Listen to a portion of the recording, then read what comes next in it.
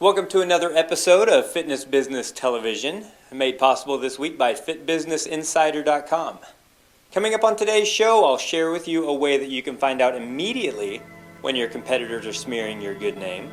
I've got a killer resource that eliminates forever the need to remember passwords to all of the websites you visit. And I'm going to show you just how easy it really is to set up a fan page on Facebook that's going to help you build loyalty among your members and clients. I'm Curtis Mock, and this is the show that helps fitness entrepreneurs like you run a more profitable business and have a little fun along the way.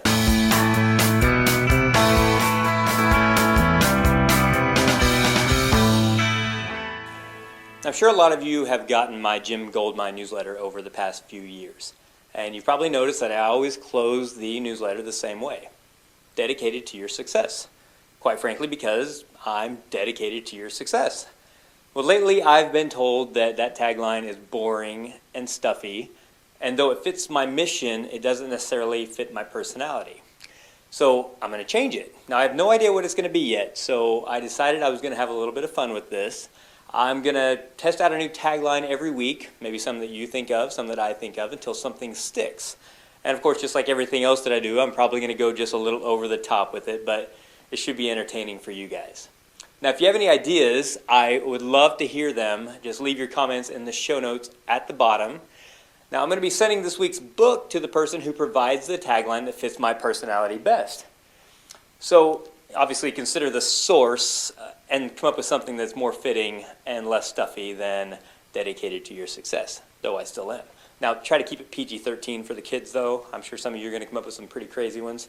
Now, this week's book that I'm going to be sending a lucky viewer is Glenn Beck's book, An Inconvenient Book. Now, liberals and conservatives, I'm sure, are going to find something of value in this. I myself play the part of Switzerland. I'm always neutral when it comes to politics, religion, etc. Now, it's a decent book. I've read it. Not a business book, obviously, but definitely a good one to keep next to the toilet. Now, to sweeten this deal, for you leaving the best comment, not only do you get this book, but you get this sock made of the finest threads of cotton. Now, this thing has been sitting in my drawer lonely for far too long.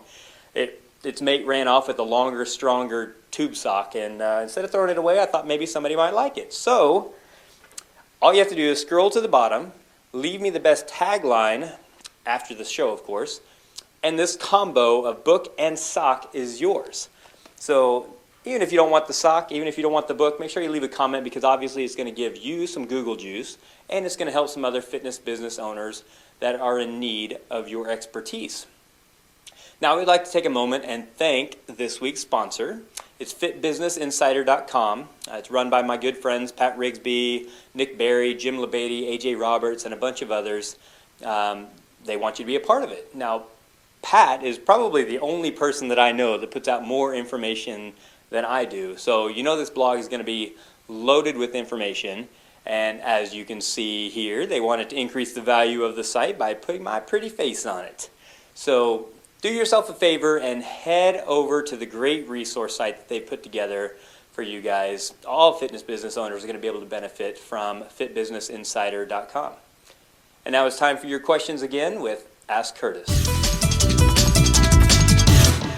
So this week's question comes from Shelly in Denver, Colorado, which is actually my favorite city in the U.S. Now, Shelly asks that I don't share her last name since she is actually in the midst of a lawsuit with her competitor, which you'll see partially why from this letter. Curtis, I recently found out that one of my competitors was going to a number of websites and posting negative reviews about my business. Now, some date back to 2 years ago. I'm working with my lawyer right now on the issue, but how do I prevent this from happening again in the future? Well, Shelly, I feel your pain. Now, most of you know that I started a company called Vitality Marketing Group around 7 years ago. It's a membership campaign company for the health club industry, and if you know anything about that part of the industry, the competition is really fierce. Well, over time, I worked really hard to create a promotion company with integrity, which, as many of you know and who have run promos at your gyms, the word promos and integrity often aren't two words you'll hear in the same sentence together. But obviously, VMG was run by me, and no one has more integrity than me.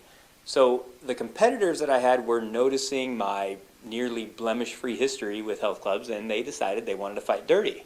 So they started going to websites. They were posting fake questions in forums, answering the questions themselves.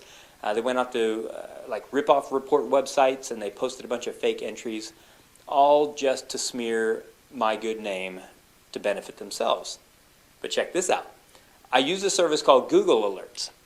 Now, Google Alerts, you can monitor your name, your business name, any keywords you try to get ranked for, your competitor's name, or if you're a stalker, obviously you can monitor your prey or your ex-boyfriend.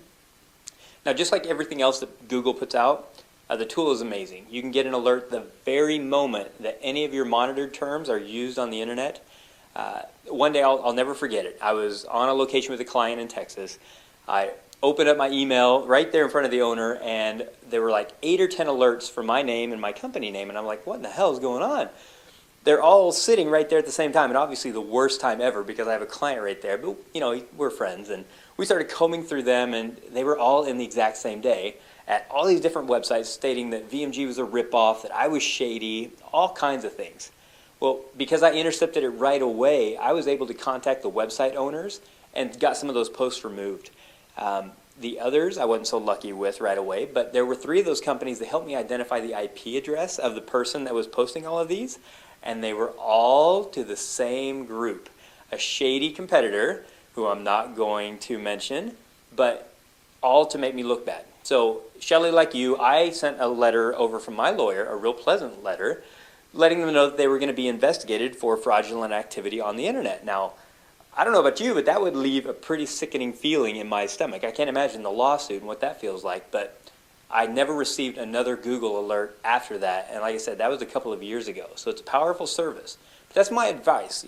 Everybody needs to get on Google Alerts and start seeing what's monitored about you. Now, you can get your alert sent to you once a week, in real time, however often you want it. So very, very powerful. Have you experienced a situation similar to Shelly? If you have, I know she would appreciate what you did by leaving your comments below.